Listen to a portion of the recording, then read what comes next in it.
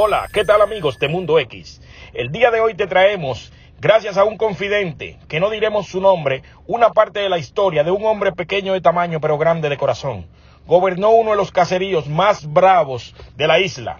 Hablamos nada más y nada menos que de William Alexander Maldonado, mejor conocido como Willie Mazda, el Pink Panther, legendario bichote del caserío Llorens Torres.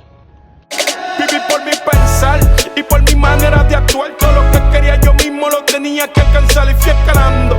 Y esto más me estaba gustando, hasta que sin darme cuenta yo me convertí en un capo, conocido por este bloque, querido y respetado. Yo encontré bien inconforme, pero vaya, hay que superarlo. La admiración de mi familia, que no sabía en cuáles pasó mi nariz yo. William Alexander Maldonado, más conocido como Willie Mazda, el Pink Panther, nació en julio 5 del 1961 en San Juan, Puerto Rico, Santurce. Se crió desde chamaquito en Luis Llorens Torres.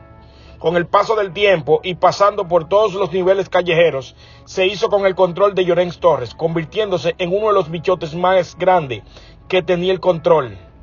13 años de paz y orden. Lo querían y respetaban. Toda la gente de Llorens Torres, él era bueno con todos, el caserío, e implantó reglas que se cumplían a carta cabal o se pagaban las consecuencias. Tú no podías vender polvo en una cancha de baloncesto. Tú no podías vender mercancía al lado de una escuela. No podías vender mercancía al lado de una iglesia que queda en Llorens Torres.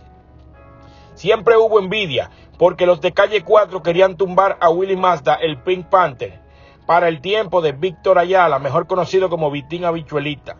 Había un amigo de él, un tal Serrano, él sabía que lo iban a tumbar y le dijeron que si hablaba lo iban a eliminar a él también. Supuestamente Leslie, la mano derecha de mi hermano, lo invitó abajo a jugar dominó en la placita de Llorens Torres, sabiendo que Willie Mazda estaba bajo probatoria y no podía andar armado ni con chalecos a prueba de bala. Pero confió en su gente, grave error, cuando se tiene ese poder. Lo sentaron en una esquinita, él confiando en sus allegados, pero ya había un plan en marcha, junto a los de calle 4 para quitarlo del medio.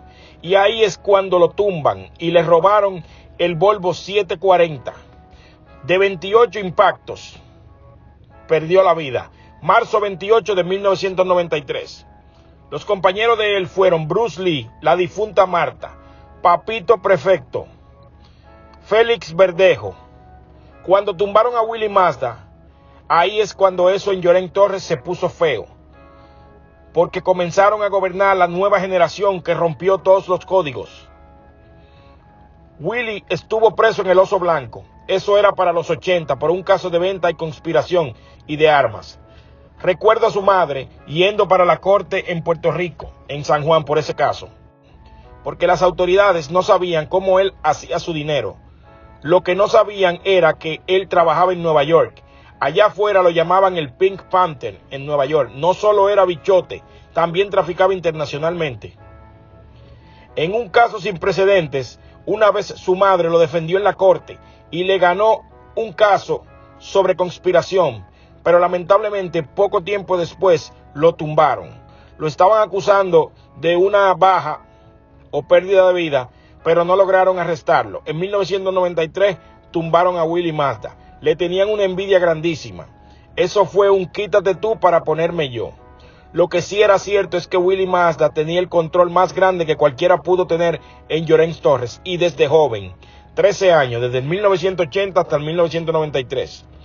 Había muchas historias que la gente decían que Willie Mazda pisaba a la gente en su carro y los eliminaba. Eso era envidia porque él siempre tenía un carro diferente y nuevo. Por eso mismo fue que le dieron el nombre de Willie Mazda, porque fue el primero que trajo un Mazda RX-7 en 1985 nuevo para Puerto Rico, color amarillo, y ahí le dieron el nombre de Willie Mazda.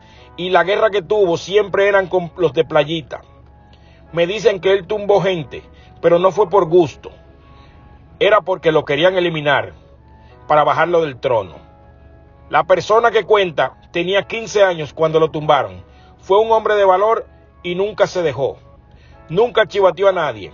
Hasta la fecha, el más duro de Luis Llorens Torres, de todos los tiempos, contó la fuente. Esto es Mundo X. Si te gustó el video, no olvides darle like, compartirlo y suscribirte. Viví por mi pensar y por mi manera de actuar. Todo lo que quería yo mismo lo tenía que alcanzar y fui escalando. Y esto